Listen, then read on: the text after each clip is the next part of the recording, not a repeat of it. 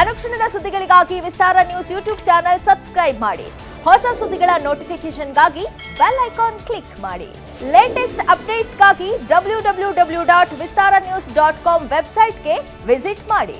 ಅಂಗೈಯಲ್ಲೇ ಜಗತ್ತಿನ ಸುದ್ದಿ ತಿಳಿಯಲು ವಿಸ್ತಾರ ನ್ಯೂಸ್ ಕನ್ನಡ ಆಪ್ ಡೌನ್ಲೋಡ್ ಮಾಡಿ.